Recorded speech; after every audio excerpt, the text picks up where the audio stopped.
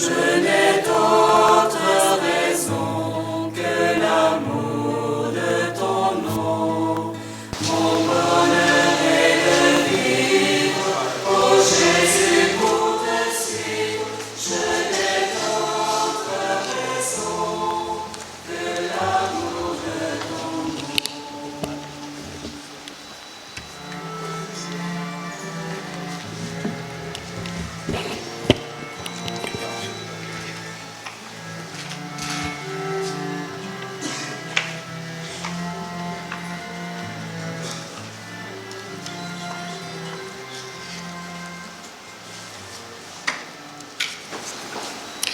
Excellence, Monseigneur le nonce apostolique, Excellence, Monseigneur le vice-président de la conférence des évêques, nos seigneurs les évêques, les archevêques et évêques du Congo, chères autorités ecclésiales, chers supérieurs majeurs, chers consacrés, distingués invités, mesdames et messieurs. Au nom des évêques du Congo, je vous souhaite la bienvenue à l'occasion de notre 53e assemblée plénière qui se tient ici à Brazzaville. Une salutation cordiale, fraternelle, spéciale à Monseigneur Miguel Ángel Olaveri qui nous a rejoints et que nous sommes heureux de retrouver après de dures épreuves de santé. Est-ce qu'on peut applaudir Monseigneur Miguel?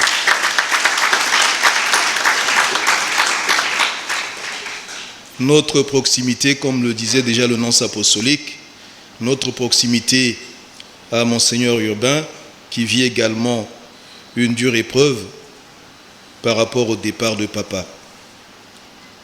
Avec vous tous, frères et sœurs, nous voulons rendre grâce à Dieu Tout-Puissant pour ses bénédictions passées et présentes. Bénédictions reçues avec la présence des missionnaires qui ont donné leur vie pour l'évangélisation du Congo. Depuis l'an dernier, et en vue du jubilé de la vie consacrée, sous le thème « Pèlerin de l'espérance », la conférence des évêques du Congo a décidé d'approfondir les relations mutuelles avec les congrégations et surtout d'en discerner le futur, le chemin futur à entreprendre ensemble pour le bien de l'Église catholique qui est au Congo. Voilà pourquoi, pour la deuxième fois consécutive, les évêques se penchent sur la vie consacrée. Excellences, distingués invités, dans l'Église, la vie consacrée est perçue comme un don précieux et nécessaire pour le présent et pour l'avenir du peuple de Dieu, parce qu'elle appartient de manière intime à sa vie, à sa sainteté et à sa mission.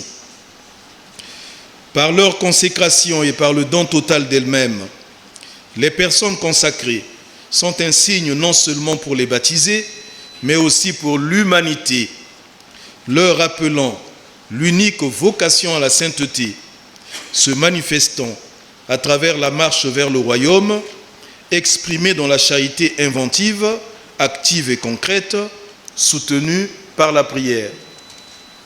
En effet, depuis toujours, des hommes et des femmes, dociles à l'appel du Père et au murmure de l'Esprit, choisissent librement la voie d'une sequela Christi, d'une suite du Christ particulière, pour se donner au Seigneur avec un cœur sans partage.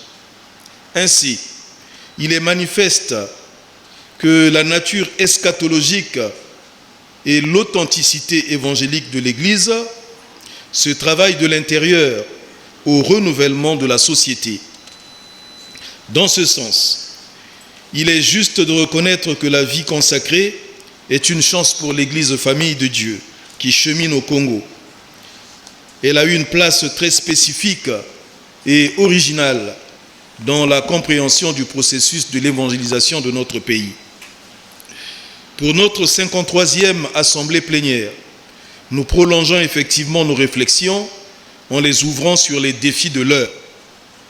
Ces défis portent d'une part sur la mondialisation, le discernement au sujet de la manière de vivre la fidélité au charisme fondateur, l'interculturalité de la vie consacrée elle-même.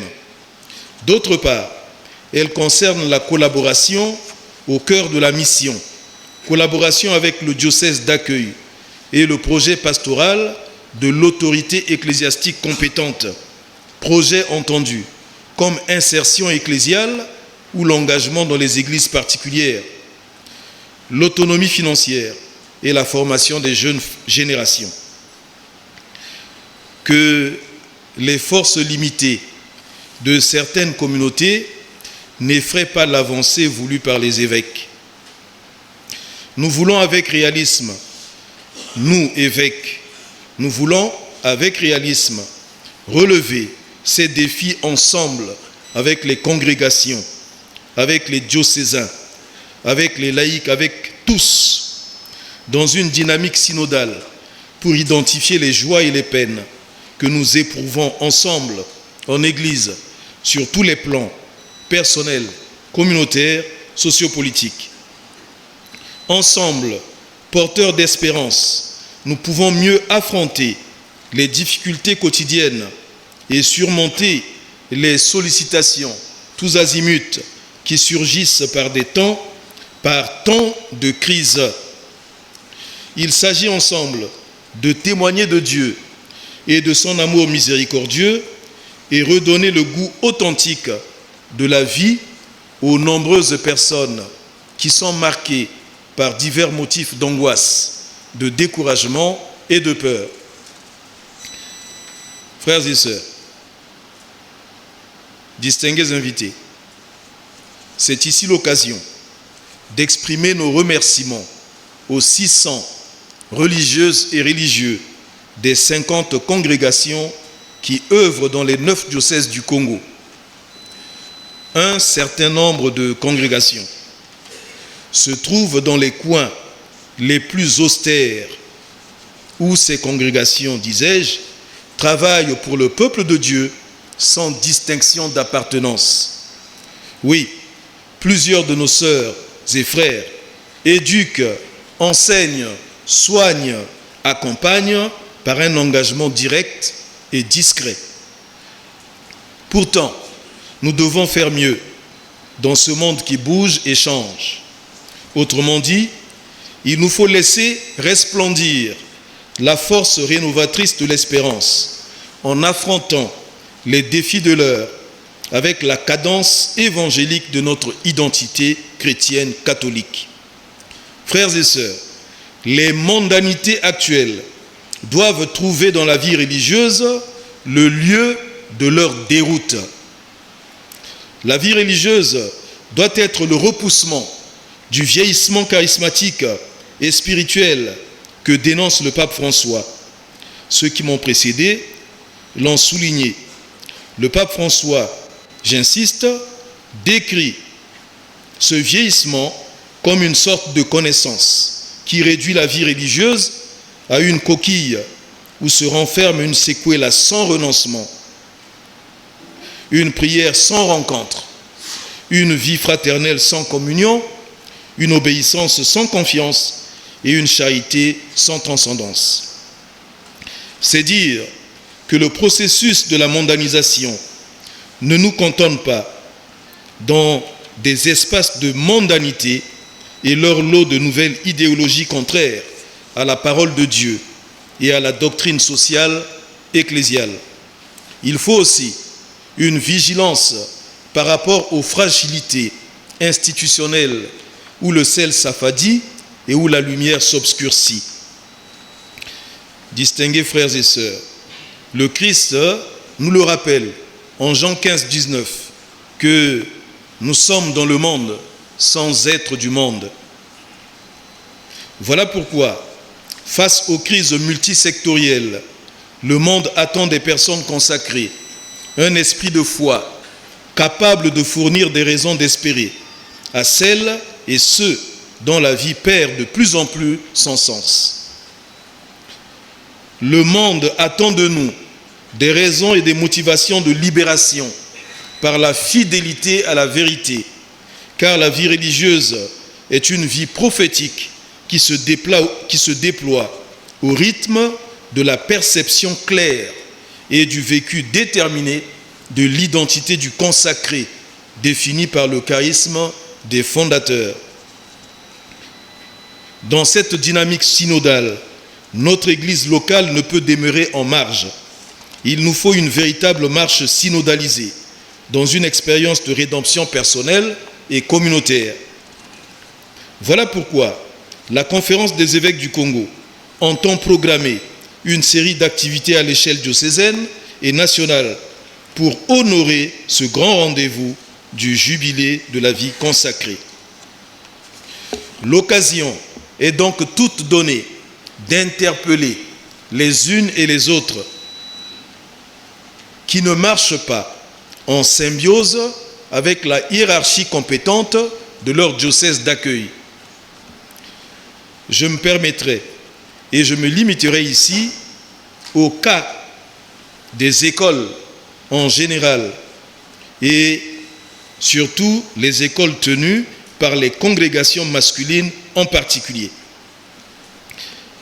Il ne s'agit pas ici des états généraux de nos écoles, mais j'aimerais donner un exemple de cette collaboration dans les diocèses. Si hier, frères et sœurs, nous pensions qu'il y a moins de préoccupations par rapport aux écoles congréganistes, aujourd'hui, surtout à Brazzaville malheureusement, il y a eu une forte concentration de ces écoles, celles tenues par les congrégations religieuses masculines, qui deviennent une sorte d'épouvante, un effroi. Ce n'est pas la présence des congrégations ou des écoles qui devient une épouvante, mais c'est le travail mal fait des écoles tenues par les congrégations religieuses masculines. Et je répète, qui deviennent une épouvante. Au titre de cette année écoulée, l'assistance de redressement qu'apporte la CEDUC a été apparemment boycottée par la conférence des supérieurs majeurs. 3 congrégations ont répondu favorablement. Les évêques attirent l'attention des responsables, à quelque niveau que ce soit, d'éviter le bicéphalisme qui veut subtilement s'implanter à la tête de la gestion des écoles. Manquer du respect à la CEDUC, c'est simplement réfuter les directives des évêques qui sont les garants et les décideurs de tout ce qui touche à la pastorale et à l'éducation dans les diocèses. Il est donc demandé impérativement à toutes les tentatives d'errement éducatif de venir à récipicence et de rejoindre la vision de la conférence des évêques prononcée manifestement à la CEDUC, par la CEDUC. Autre exemple patent, en application des recommandations de l'Office international de l'enseignement catholique, l'OIEC, de l'OIEC Afrique, de l'OIEC Afrique centrale et du Conseil national de l'école catholique sur la digitalisation et la numérisation du système de fonctionnement de l'école catholique au Congo, la CEDUC a financé une formation sur le module supracité. Celle-ci n'a pas connu une participation massive. La CEDUC, c'est l'œil de la conférence des évêques concernant l'école catholique. Alors que, sous peu, la CEDUC devra rendre compte. Donc la conférence des évêques devra rendre compte. À ce niveau, il y a eu une certaine ignorance des responsables qui affichent de la résistance et qui continuent à gérer des écoles de façon archaïque. Cette ère-là est révolue, mes frères et sœurs.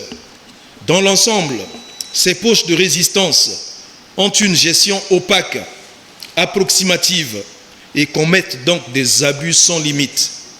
À titre illustratif, je cite les licenciements abusifs, les mises en retraite des agents sans préavis, la confusion dans l'exécution des contrats de travail à durée déterminée ou indéterminée, les clauses des gestions des écoles liées par des placements, le non-paiement des frais de fonctionnement des institutions en charge de la gestion des écoles, les procès intempestifs au tribunal de travail, la prise de décisions unilatérales, tout cela est un contre-témoignage de notre Église à travers ces mégestions de ses responsables dans les écoles. La conférence des évêques du Congo dit non à cette déviation. La conférence des évêques rappelle que l'établissement scolaire n'est pas une unité indépendante de l'Église locale. Il participe de la communauté chrétienne diocésaine, comme toutes les autres institutions qui se trouvent dans un diocèse. Voilà pourquoi les activités organisées au sein de l'établissement doivent absolument garder le lien étroit avec les institutions d'église en charge de la gestion des écoles catholiques. L'évêque a le droit de retirer la reconnaissance du label, je reprends, l'évêque a le droit de retirer la reconnaissance du label catholique, du nom catholique, du titre catholique, retiré à une école dite jusqu'à présent catholique.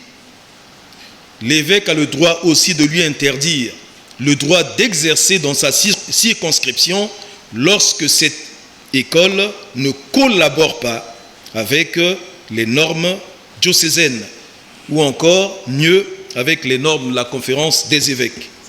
Il s'agit ici, encore une fois, d'une grande interpellation des évêques à l'endroit de tous. Je n'ai donné que les exemples des écoles. On peut pousser plus loin, mais faute de temps, nous pourrons approfondir lors des assises, des travaux qui vont suivre. Je disais encore une fois, il s'agit d'une grande interpellation des évêques à l'endroit de tous, et pour que la marche synodale ne soit pas un vain mot. Que cette marche prenne réellement corps à travers l'harmonie des membres du corps du Christ, dont évidemment le Christ Jésus est la tête. La présence de la CEDUC sera désormais renforcée, les conventions revisitées et remises à jour à partir des documents du magistère. L'objectif est de sortir des méandres des errements non catholiques pour retrouver la dynamique voulue par l'Église du Christ sous l'épiscopat ou la vigilance de la conférence des évêques, en collaboration, en dialogue avec les supérieurs majeurs, avec les congrégations, toujours dans la droiture de la vision de l'Église. Sur ce, distingués invités, chers excellences, frères et sœurs, sur ce temps d'interpellation, en souhaitant de fructueuses assises à tous, je déclare ouverte la 53e plénière de la conférence épiscopale du Congo. Je vous remercie.